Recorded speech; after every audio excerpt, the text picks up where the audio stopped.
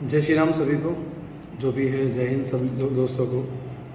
और ये जो वीडियो है ये बहुत इम्पोर्टेंट है उन पेरेंट्स के लिए जिनके बच्चे प्राइवेट स्कूल्स में पढ़ते हैं। और मैं यहाँ पे किसी प्राइवेट स्कूल को ब्लेम नहीं करूँगा, मैं किसी प्राइवेट स्कूल का नाम भी नहीं लूँगा, लेकिन आप फिर भी समझ जाएंगे मैं किन की बात कर रहा हूँ। और मैं चाहूँगा ये वीडियो वो बच्चे जो मेरे से पास आउट हैं और प्राइवेट के हैं वो ज़रूर अपना व्यूज़ रखें, प्रॉपर तरीके से अपने टीचर से बात करें, प्राइवेट स्कूल के टीचर से। दिक्कत क्या है इससे मैं दोस्तों कि जो बच्चे मतलब एक तो कोविड का टाइम था, 2-3 साल कोविड इफेक्टेड था, बच्चा मोबाइल से ही पढ़ा, सही से ट्यूशन्स नहीं मिल पाए, क्लासेस स्कूल में सही से नहीं हो पाई, तो बच्चों का कई बच्चों का जो होना चाहिए पढ़ाई जिस हिसाब से होनी चाहिए उस हिसाब से हो नहीं पाती। तो कहीं ना कहीं उनको भैया कोई कैचिंग पावर क्या होती है, कम होती है, समझाना पड़ता है तरीके से, उनके पीछे पढ़ना पड़ता है। देखो मैं तो ट्यूशन पढ़ाता हूँ, मैं आप लोगों को बताऊँ तो मैं तो भाई किसी बच्चे की जिसकी जो मेरे पास पढ़ता है मैं उसकी पूरी जिम्मेदारी लेता हूँ कि भाई उस पर मैं ध्यान देता हूँ कि भाई तुझे पढ़ना ही है, यहाँ पर तूने ज्वाइन किया तो पढ़ना ही पड़ेगा, तेरे पास दूसरा ऑप्शन नहीं है। अगर तुम्हें छोड़ना है तुम छोड़ सकते हो, हमको ये नहीं कि कंपलसरी होता है किसी के पेरेंट्स जो है हम बोलते हैं भाई नहीं ट्यूशन नहीं छोड़ सकते, नहीं ऐसा कुछ भी नहीं है। और फीस भी यहाँ पे मंथली होती है, कोई हम पूरे साल की फीस तो हर किसी पेरेंट से कंपलसरी ले नहीं सकते। और मेरे को पढ़ाते पढ़ाते आज 14 ईयर्स हो चुके हैं, ये भी आप में से बहुत से लोगों को पता होगा। तो जब मुझे 14 ईयर्स हो गए देखते देखते कुछ प्राइवेट स्कूल्स को जो अभी तक नहीं समझ पा रहे, लेकिन उनको अब समझाना पड़ेगा कोविड के बाद। देखिए कोविड के बाद सिचुएशन अलग है, हमारी जो बड़े हैं उनकी मेंटल हेल्थ तो वैसी थोड़ी सी इफेक्टेड रहती है, बच्चों की बहुत ज़्यादा रहती है। अब मैं आपको एक सिंपल एग्जांपल दे रहा हूँ, मैं तो फिजिक्स केमिस्ट्री पढ़ाता हूँ। कुछ ऐसे स्कूल्स हैं प्राइवेट स्कूल्स जिन्होंने मतलब अपना मान के चलिएगा कि 50% सिलेबस करा दिया। हाँ सुन के अजीब लगेगा बट ये हकीकत है। और बच्चों को मतलब ज़बरदस्ती फेल करते हैं और फिर उनको पेरेंट्स टीचर मीटिंग में उनकी बेइज्जती करते हैं, उनको मतलब मेंटली डिप्रेस कर देते हैं। मैंने बच्चों को रोते हुए देखा है, ऐसे ऐसे बच्चे जो इतने ब्रिलियंट बच्चे हैं। किसी स्कूल में अगर ये बच्चे होते गवर्नमेंट स्कूल में तो भाई साहब इनका अलग ही जलवा होता।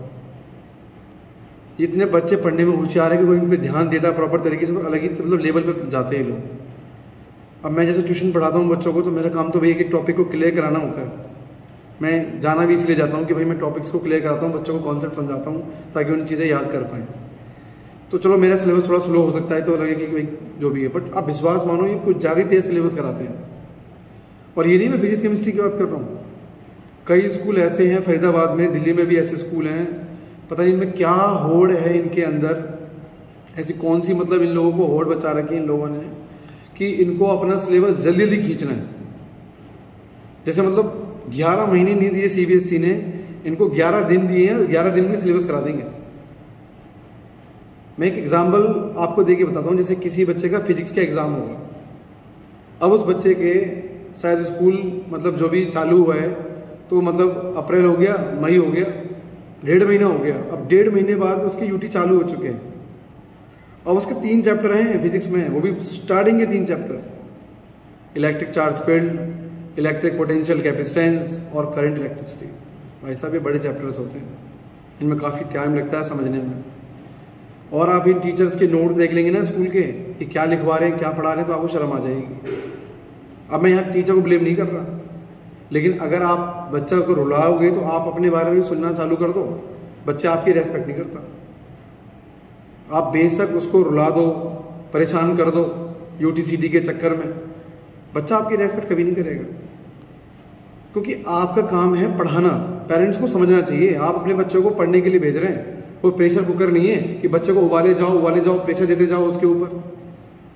यही हो रहा है आजकल, जबरदस्ती का स्कूल वाले प्रेशर देते हैं, टीचर्स जल्दी सिलेबस कराते हैं, फिर यूटीसीटी बनाते हैं। और कई टीचर तो मैंने देखे हैं स्कूल के टीचर्स पता नहीं कौन कौन से लेवल का पेपर स्कूल डाल देंगे क्वेश्चन, बच्चा कभी कर ही ना पाए उस चीज़ को। अरे जैसा पढ़ा रहे हो वैसा पेपर बना के देखो ना, तब बताऊंगा मैं कौन सा बच्चा फेल होगा। कोई बच्चा फेल नहीं हो सकता, खराब से खराब बच्चा भी पास हो जाएगा आपके पेपर में। लेकिन आपने तो हद मचा दी है, आपके पास कुछ अच्छे बच्चे पढ़ते होंगे, देखो बच्चे भी अच्छे होते हैं ना, कई बच्चे बहुत ब्रिलियंट होते हैं। हर कोई तो विराट कोहली नहीं हो सकता, हर कोई लता मंगेशकर नहीं होती। भगवान ने किसी को टैलेंट दिया है, लेकिन आप तो उन बच्चों को उठने नहीं दे रहे, आप तो उनकी बेइज्जती करने में लगे पड़े हो कि तू कुछ कर ही नहीं पाएगा, तू इस लायक नहीं है, तुझे फेल कर देंगे, तुझे 11th में भेज देंगे, तुझे आर्ट्स दे देंगे, तुझे कॉमर्स दे देंगे। क्या कर रहे हो भाई तुम बच्चे के साथ? तुम उसे पढ़ा नहीं रहे, तुम उसे ताना मारते हो, रोज ताना मारते हो। बच्चा रोज जाता है स्कूल ताना मारने के लिए और बैठ के रोता रहता है भी कि मैंने इस स्कूल में एडमिशन क्यों लिया, और फिर 10 लोगों को और बोलता है कि कभी इस स्कूल में मत जाओ। सिर्फ पढ़ने वाले बच्चे जो बहुत होशियार होते हैं वो बोलते हैं हाँ कोई दिक्कत नहीं, क्योंकि उनको ब्रेन दिया भगवान ने उस प्रेशर को झेलने के लिए। अरे कोविड के बाद कुछ तो सोचो कि भाई बच्चों के दिमाग में किस तरीके से चीज़ें चल रही हैं। केमिस्ट्री में 10 चैप्टर दिए सरकार ने कंप्लीट कराने के लिए, ठीक है, पूरे साल में। आपको दिसंबर में मानो चलो आपको प्रैक्टिकल वो प्री बोर्ड लेना होगा, तो भैया आपके पास फिर भी बहुत टाइम है अपना जो है चैप्टर खत्म करने के लिए। आप तो मतलब अलग ही तरीके से जो है 4 चैप्टर करा रहे हो आप 1.5 महीने के अंदर। ये क्या तरीका हो भैया, 1.5 महीने में 4 चैप्टर। और कई स्कूल तो मैं ऐसे देख रहा हूँ भैया जिन्होंने ऑर्गेनिक केमिस्ट्री दे रखी है, तो सरकार को बोलो कि जब ऑर्गेनिक केमिस्ट्री ही पढ़ानी है आपको तो स्टार्टिंग में पढ़ा दे उसको भी। मतलब बच्चे ने मान लो इमेजिन करो मैं किसी इंस्टीट्यूट का नाम ले रहा हूँ, कोई कॉम्पिटिशन के लिए कोई इंस्टीट्यूट ज्वाइन कर रखा है, अब वहाँ पे तो चल रहा है उनका सिलेबस, फिर आपने दे दिया उसको ऑर्गेनिक केमिस्ट्री, उसको पढ़ने के लिए वो मोबाइल यूज़ करना नहीं चाहता। सरकार बोलती है कि मोबाइल से भैया ज़्यादा मत पढ़ो, हेल्थ खराब होती है, लेकिन आपकी वजह से उसे घर वालों को मोबाइल दिलाना पड़ता है बच्चे को। वो बैठ रहता है मोबाइल पे ताकि वो आपकी ऑर्गेनिक केमिस्ट्री कर सके, क्योंकि कोई भी कहीं भी उसकी हेल्प नहीं कर पाएगा। और आपने तो ऐसा पढ़ाया है कि बच्चा कितना अच्छा करेगा भैया उसको। सुनो मैं बता रहा हूँ आपको, ये चीज़ें बहुत गलत हैं। आप बच्चों के साथ गलत कर रहे हो, आप बच्चों के साथ बहुत ज़्यादा गलत कर रहे हो। आपका काम उनको पढ़ाना है, आप इस तरीके से उनको जलील नहीं कर सकते। आप मतलब आपको तरीके से चीज़ें करानी चाहिए, बच्चों के साथ चीज़ें डिस्कस करनी चाहिए, प्रॉपर उनको समझाना चाहिए। लेकिन आप तो उनको ऐसा सिलेबस देते हो और ऐसा पढ़ाते हो कि बच्चा क्या ही समझे उस चीज़ को भी। आपकी नोट्स कॉपी किसी बच्चे की जो है ना, कोई बच्चा देख ले, कोई गवर्नमेंट स्कूल में, तो वो आपको बता देगा क्या कर रहे हो आप लोग। मतलब प्राइवेट स्कूल में बच्चा पढ़े, महीने की 5-5, 6-6 हज़ार रुपये फीस दे, उसके बाद भी उसका इतना बुरा हाल है, कोई बोलने को राजी नहीं है। आपकी मनमानी है, लोग बोलते हैं इग्नोर करते रहते हो आप लोग। भगवान ना करे किसी को बच्चा जो भी है किसी गलत रास्ते पे चला जाए, प्रॉब्लम हो जाए उस बच्चे को, कौन जिम्मेदार होगा उसके लिए? आपको सोचना चाहिए ना इन चीज़ों के लिए। बच्चा कभी गलत रास्ते पे नहीं जाएगा भाई, उसको अपनी फैमिली प्यारी है, वो रोज़ पापा से डांट सुन लेगा, 4 नंबर कम आएंगे सुन लेगा। लेकिन आप भी तो सोचो, अगर आप सिलेबस को प्रॉपर रखो, तरीके से अपना सिलेबस कराओ, ज़्यादा से ज़्यादा सिलेबस ना दो। और भी तो स्कूल करते हैं, प्राइवेट स्कूल करते हैं, कई गवर्नमेंट स्कूल भी करते हैं, नॉर्मल सिलेबस लेके चलते हैं अपना। और पेपर स्टार्टिंग में ऐसा बनाओ ताकि बच्चा थोड़ा कर सके उसको प्रॉपर इजी लेवल पे। स्टार्टिंग में ऐसे क्वेश्चन मत डाल दो बम जैसे कि फोड़ दो उसके ऊपर बम। अरे धीरे धीरे लेवल बढ़ाओ ताकि बच्चा धीरे धीरे चीज़ों को सीख पाए। ऑर्गेनिक केमिस्ट्री क्यों दे रहे हो यार, वो रटने वाली चीज़ें होती है, समझने वाली चीज़ें भी होती है, मेरी क्या समझाई जाती है, लेकिन एंड टाइम पर उसको कराओ। मतलब आप उसको स्टार्ट करो भैया अगस्त सितंबर के आसपास, आप स्टार्टिंग से ऑर्गेनिक केमिस्ट्री चालू कर रहे हो। सोच के देखो ना, आप कहीं ना कहीं बच्चों को ऐसा प्रेशर दे रहे हो जिसका कोई जवाब नहीं है। बच्चा कुछ बोल नहीं सकता है, बच्चा बस वही है कि आपने कर दिया, आपकी मनमानी है, आपका स्कूल है, बच्चा स्कूल छोड़ नहीं सकता। बस मैं बता रहा हूँ, अगर आपको 12th में कोई दूसरा स्कूल, गवर्नमेंट स्कूल उनको एडमिशन देना चालू कर देगा ना, कई स्कूल खाली हो जाएंगे 12th में, मैं गारंटी दे रहा हूँ आपको। इतने प्राइवेट स्कूलों से बच्चे परेशान हो जाते हैं, उनके पेरेंट्स भी परेशान हो जाते हैं। कई पेरेंट्स मुझको ऐसे बोलते हैं यूटीसीटी में मुझे कोई चिंता नहीं बेटा, तू जो नंबर ला रहा ला, कोई दिक्कत नहीं है। ये हाल होता है कई बच्चों का, तो ये हाल है कि पेरेंट्स को पता है जो कि भाई क्या कर रहा है, क्या पढ़ा रहा है टीचर, क्या स्कूल में ऐसा बना रखा है माहौल। कोई मैथ्स में मुझे बता रहा था बच्चा कि भैया मैथ्स में 6 चैप्टर पूरे हो गए, बताओ क्या ही हो गए। मतलब आप खुद सोच के देखिए कि मतलब जो बेसिक चीज़ें बात करें वो चीज़ ये है कि कुछ भी मतलब सोच के देखिए आप ये चीज़ कि मैथ्स के 6 चैप्टर पूरे करा दिए भाई टीचर ने, क्या ही पढ़ाया होगा भैया। यानी कि 1 हफ्ते में 1 चैप्टर खत्म। तो ऐसे हिसाब से तो भैया 5 हफ्ते और लगेंगे, सिलेबस पूरा हो जाएगा। और क्या, केमिस्ट्री के 4 चैप्टर पूरे हो गए 2 महीने में, अगले 2 महीने स्कूल खुलेंगे जुलाई से, सारा सिलेबस हो जाएगा, अगस्त में सारा खत्म। फिर बच्चा बैठेगा आराम से, पूरा सिलेबस आएगा पेपर में, बेचारा उसको स्टार्टिंग से बर्डन मिल जाएगा। अरे कितने सारे कॉन्सेप्ट्स होते हैं चीज़ों को सिखाने के लिए, कितना कुछ चीज़ें सिखा सकता है। बच्चे के साथ चीज़ें डिस्कस कर सकता है। बट हम ज़बरदस्ती बच्चों को हम ये झोंक दे, नहीं भैया तुम्हें सारा सिलेबस करना है, तुम्हें ये करना है। अरे चीज़ें ऐसे मत करो कि जल्दबाजी में बच्चा सीख ही ना पाए। सरकार ने 30% सिलेबस घटाया था, सिर्फ इसलिए था कि कोविड में बच्चा कमज़ोर था पढ़ने में। अभी भी कमज़ोर है, इसीलिए 30% सिलेबस घटा रखा है सरकार ने। आप तो ऐसा उस पर हावी होते जा रहे हो जैसे कुछ होगा ही नहीं।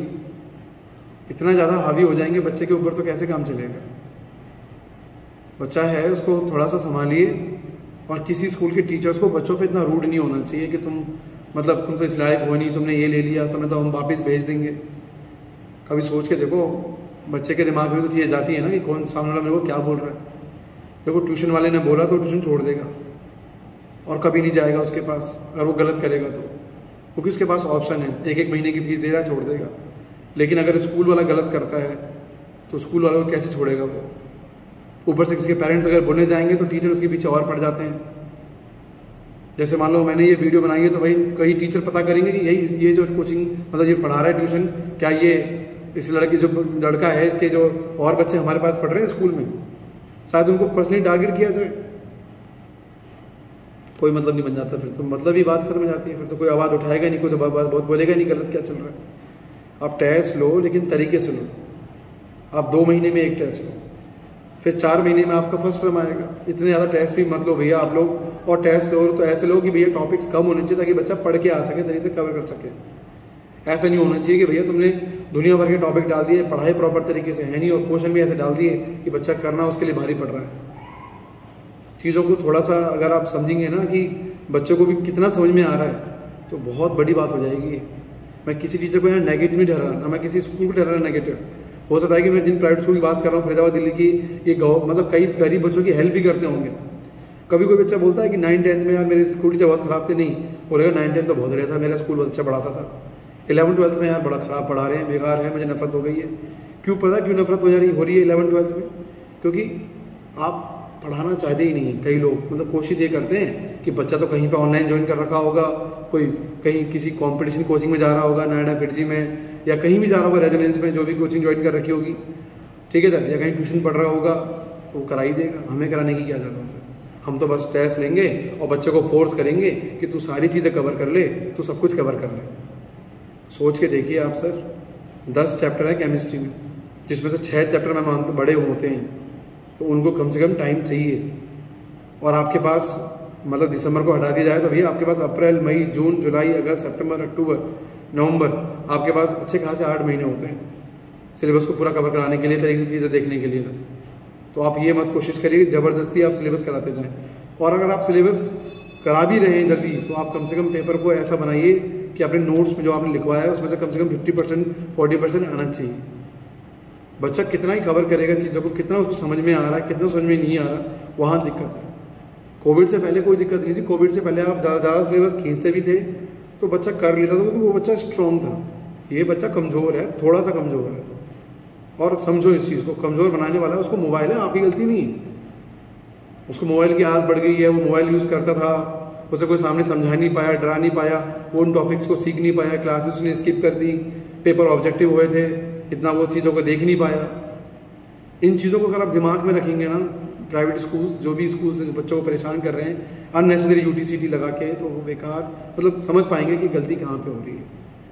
और आप इतने महान स्कूल्स हैं, आपके स्कूलों में एडमिशन लेने के लिए लोग पता नहीं कहाँ कहाँ की पहुँच लेके जाते हैं। कोई किसी की पहुँच लेके जा रहा है, कोई किसी का पहुँच लेके जा रहा है। और मतलब आपके स्कूल बहुत बढ़िया है, हो सकता है बहुत बढ़िया है। और मैं भी किसी टाइम पे सोचता कि भाई मुझे स्कूल में जाना है, नहीं जा पाया, मैं किसी और स्कूल में गया। लेकिन हर स्कूल में कहीं ना कहीं ये चीज़ें होती हैं कि टीचर मतलब कोशिश ही नहीं करता कि चलो थोड़ा बहुत पढ़ाया जाए बच्चों को भी समझा जाए, चलो ड्यूटी में अपना प्रॉपर सिलेबस दिया जाए। आप तो मतलब चढ़ जाते हो बच्चों पे कि बेटा आज हम 4 चैप्टर पूरे कर दिए, 4 आएंगे, 3 कर दिए, 3 आएंगे। फिर बच्चों को तुम डांटते हो कि तूने क्या पढ़ा। अरे जब आप नहीं पढ़ा सकते हो उसको, तो वो कैसे पढ़ सकता है? और जैसे तैसे वो मोबाइल से करता है बेचारा याद, तो मोबाइल का कितना याद रहेगा उसको? ये सोच के देखो ना।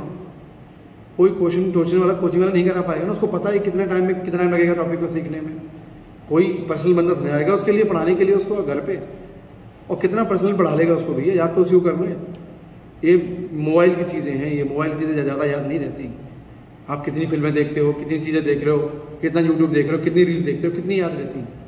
जो हम सामने टीचर पढ़ा रहा है, हमसे क्लास में डिस्कस कर रहा है, उन चीज़ों को बच्चा जो है याद रखता है।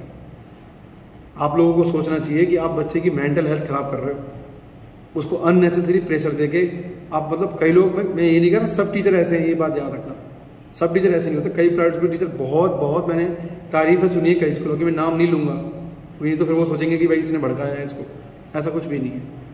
लेकिन सोच के देखिए आप, कहीं ना कहीं गलती हो रही है। और ये वीडियो बनाने का मेरा मकसद यही है कि आप अपनी गलती को सुधारें, आप ज़्यादा सिलेबस ना रखें। और ये जो ऑर्गेनिक केमिस्ट्री है ना, इसको मतलब छेड़ा मत करा करिए आप लोग, क्योंकि ये कहीं कोई बच्चा नहीं कर पाता सही तरीके से। अगर आप पढ़ा रहे हैं स्कूल में अच्छा, तो वो फिर कोई नो डाउट, मैं कुछ नहीं बोलूँगा फिर आपके बारे में। लेकिन आप खुद सोच के देखिए कि एक प्रोसेस है, उसको फॉलो करिए कि आप सॉल्यूशन पढ़ाएं, फिर इलेक्ट्रोकेमिस्ट्री पढ़ाएं, फिर केमिकैनिक्स पढ़ाएं, फिर आपकी D&F ब्लॉक आ रहा है, फिर आपका कोऑर्डिनेशन कंपाउंड आ रहा है, फिर आपका बेसिक पहले बच्चों को समझाओ, ऑर्गेनिक केमिस्ट्री का हल्का फुल्का 1-2 हफ्ते ले लो, फिर उसके बाद उनका हेलोल्केन हेलोरिन पढ़ाओ, अल्कोहल फिनोल ईथर पढ़ाओ, फिर एल्डिहाइड कार्बोक्सिलिक एसिड है, फिर अमाइंस, फिर बायोमोलिक्यूल्स। अच्छा खासा टाइम तो है, फिर जल्दबाजी किस चीज़ की है? आप कम से कम बच्चों को थोड़ा टाइम तो दीजिए।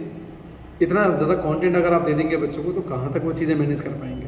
चलो आपके सब्जेक्ट का कंटेंट हो तो समझ में भी आता है कि केमिस्ट्री में 4-5 चैप्टर दे दिए, भैया मैथ्स वाले सर ने 6 चैप्टर दे दिए, और फिजिक्स वाले सर ने 3-4 चैप्टर दे दिए। बताओ, कोई मजाक चल रहा है? मैग्नेटिक्स चालू कर दी, करंट इलेक्ट्रिसिटी चल रही है भैया।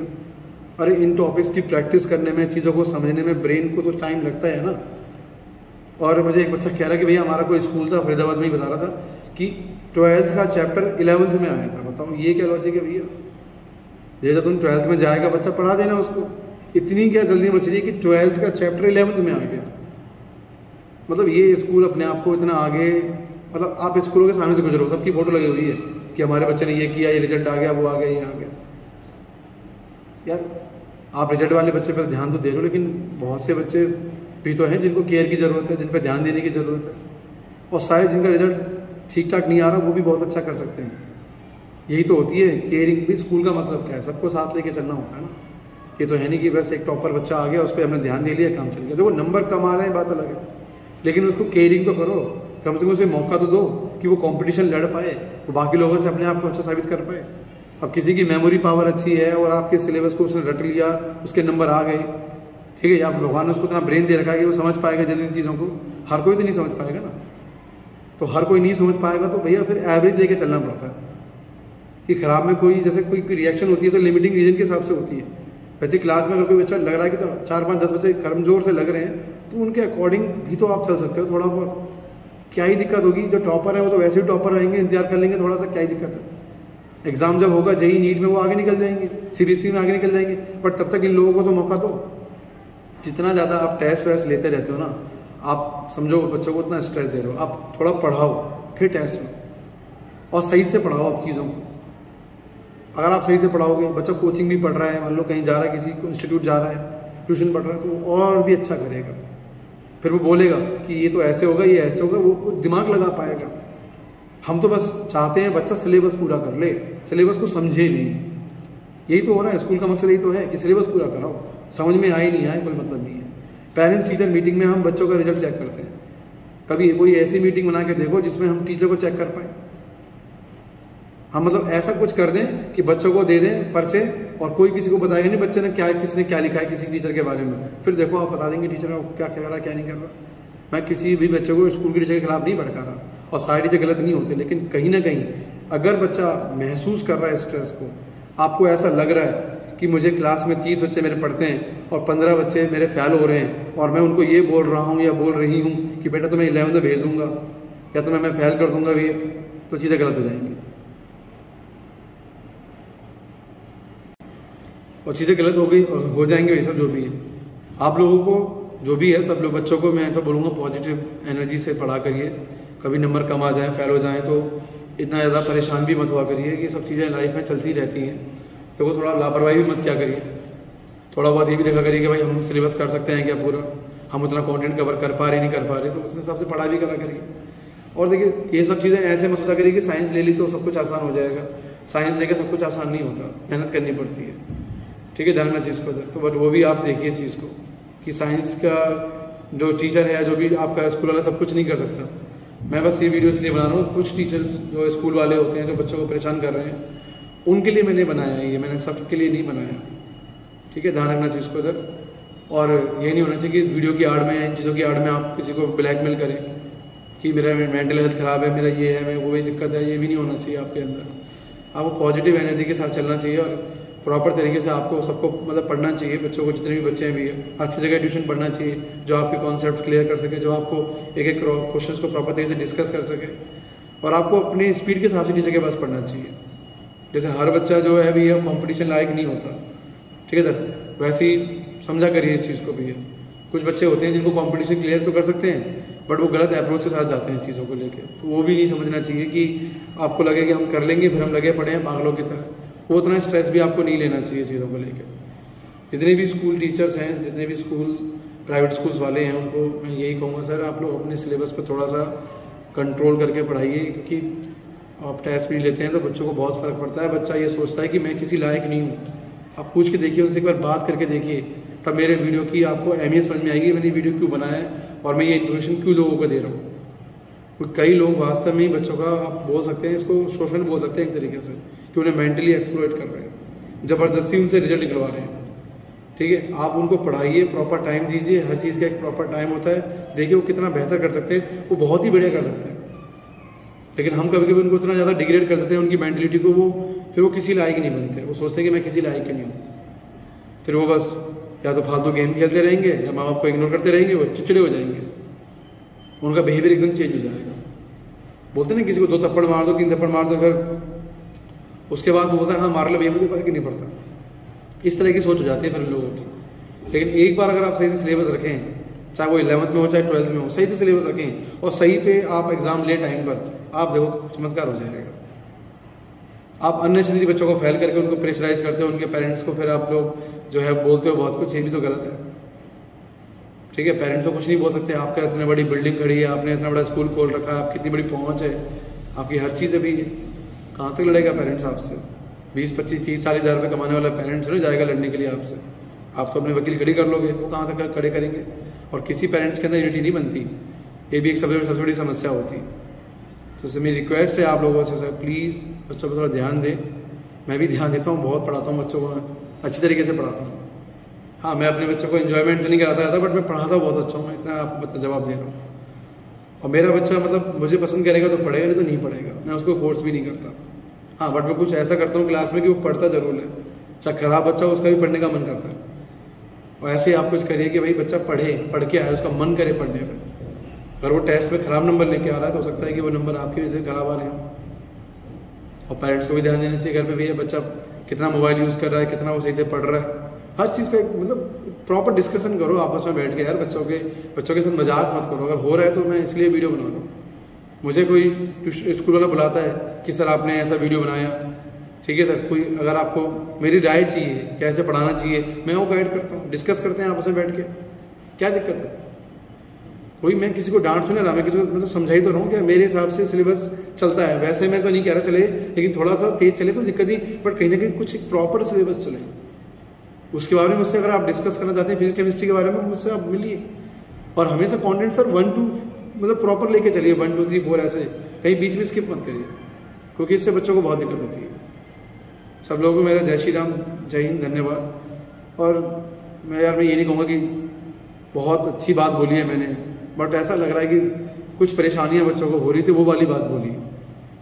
और मैं ये भी नहीं कहूँगा कि भाई प्राइवेट स्कूल वाले बहुत विलन है, अपनी जगह वो भी ठीक है। हो सकता है उनको भी मजबूरी होती है, उनको छुट्टियाँ पड़ती हों, बट कहीं ना कहीं थोड़ा बहुत अगर गुंजाइश हो सकती है ना इन चीज़ों में, तो वो गुंजाइश करनी चाहिए। जैसे कुछ UTCT कम कर देना चाहिए, कुछ एक आध 3 हफ्ते में, ऐसे कुछ 4 हफ्ते में रख लिया, कुछ इस तरीके से अगर हम बना सकते हैं तो और भी अच्छा है। 4-5 हफ्ते में मतलब, और बर्डन सिलेबस का कम रखना चाहिए। और प्रिंसिपल सर को या बाकी जो स्कूल का हेड उनको भी देखना चाहिए भी टीचर कैसा पढ़ा रहा है, फिर पेपर कैसा ले रहा है, उस हिसाब से भी सोचना चाहिए। बच्चों के चुपके से बात कर लेनी चाहिए, कभी कभार कुछ चीज़ें आउट ऑफ मतलब ऐसी भी होनी चाहिए। हम मतलब सर स्कूल वालों का तो दायित्व बनता है कि बच्चों को बहुत ज़्यादा ख्याल रखें, क्योंकि बच्चों को सबसे ज़्यादा प्रेशर स्कूल वाले पे ही होता है। ट्यूशन वाला, कोचिंग वाला कभी कोई प्रेशर दे ही नहीं सकता, वो छोड़ देगा। भाई हम तो ट्यूशन वाले 1 महीने की फीस लेते हैं तो हम तो छोड़ ही देगा, बाकी कोचिंग वाला को तो नहीं कह सकते जो पूरे साल की फीस लेते होंगे। ठीक है सर, तो ये सब चीज़ें हैं जो भी हैं, आप लोगों को मिलकर बैठकर बच्चों से बात करनी चाहिए। मेरा वीडियो इसीलिए है क्योंकि मैंने कुछ बच्चों से प्रॉमिस किया था कि मैं ये वीडियो बनाऊँगा, शायद कुछ चेंज हो जाए। मुझे तो डर तो मुझको भी लगता है भाई कि कोई भी कहीं भी कुछ भी बोल सकता है मेरे बारे में, ठीक है। सब कोई पीछे पड़ जाए मेरे भैया, क्योंकि सब बहुत बड़े बड़े आदमियों के स्कूल हैं जिनका मैं बारे में चर्चा कर रहा हूँ, हालांकि मैंने किसी का नाम नहीं लिया। और प्लीज़ आप भी मेरे बच्चों को मत ढूंढना अपनी क्लासेस के अंदर, मत ढूंढना, कोई फ़ायदा नहीं होगा सर, इससे आप अपनी इमेज गिरेंगे। आप मेरी बात को समझिए, बस आप मेरी बात को समझिए, बच्चों के साथ डिस्कस करिए। आप उन्हें अप्रैल मई आप 3 चैप्टर पढ़ा लो, चलो उनको कोई दिक्कत नहीं, दो तो वैसे बहुत हो जाते हैं, 2 भी बहुत हो जाते हैं, तो चैप्टर ही 10 हैं तो फिर, और कुछ चैप्टर छोटे भी तो हैं, तो आप 2 पढ़ा लीजिए, मज़ा आ जाएगा उनको। भैया देखो फिर स्कूल खुले जुलाई अगस्त में भैया, फिर आप काइनेटिक्स और DNF पढ़ा लो, फिर आप उनको ऑर्गेनिक केमिस्ट्री के, अरे बहुत टाइम होता है सर, आप करके तो देखो एक बार। ऐसी इलेक्ट्रोस्टैटिक्स है आपका, उसको देखो अप्रैल मई में यूनिट 1 कंप्लीट करा लो, 2 चैप्टर दे दो, आप 3 चैप्टर देने की क्या ज़रूरत है। और यूटी भी ऐसे रखो ना आपकी, जैसे आपने 1 अप्रैल को स्कूल खोला तो आप जो है 25 मई 26 मई के आसपास 2 चैप्टर टेस्ट ले लो फिजिक्स में, बहुत है, मोर देन इनफ है। इससे ज़्यादा क्या देना बच्चों को टेस्ट। स्कूल खुल जाए फिर करंट इलेक्ट्रिसिटी कंप्लीट कर लेगा, फिर मैग्नेटिक्स हो गया, इस तरीके से चैप्टर सिलेबस काट भी तो गया है थोड़ा बहुत, फिर EMI है, फिर AC है, फिर ऑप्टिक्स है, फिर ड्यूल नेचर छोटा चैप्टर है, बताओ एटम के लिए छोटे चैप्टर हैं आप लोगों के, सेमी के लिए छोटे चैप्टर हैं, तो बड़े बड़े चैप्टर्स हैं स्टार्टिंग के, उनमें थोड़ा सा जल्दबाजी मत करो, क्योंकि बच्चा को दिक्कत आ रही है समझने में, और आपको पेपर भी इतना आसान नहीं होता। मैं भी देखता हूँ पेपर जब होता है, मैं जब सॉल्व करवाता हूँ बच्चों को, तो जब टीचर को ही दिक्कत आती है भाई, तो बच्चों को तो और भी दिक्कत आएगी। थोड़ा प्लीज़ कोऑपरेट करिए, क्योंकि बच्चा ऐसा कोई ज्ञानी नहीं है कि भाई आप क्या पेपर बनाने वाले हो उसको पहले से पढ़ लेगा, और पेपर भी आपका ऐसा ही बनता है भाई सर, तो ठीक ठाक पेपर होता है, जिसके लिए बच्चों को बहुत पढ़ना चाहिए, लेकिन फिर आपको बहुत ज़्यादा पढ़ाना भी चाहिए। चलिए सर, सबको मेरा जय श्री राम, जय हिंद, और प्लीज़ बच्चों पर ध्यान दीजिए, बच्चों पे ध्यान दीजिए। बच्चे हंसते हुए अच्छे लगते हैं, हंसते हुए पढ़ते हुए अच्छे लगते हैं, स्कूलों में तो कम से कम ऐसे ही होना चाहिए। स्कूल की वजह से उसके आंसू बहें, रोए बैठ के, घर वालों सही से बात ना करे, चिड़चिड़ा हो जाए, तो गलत है, उसका तो आप ख्याल रख ही सकते हैं सर। धन्यवाद सर।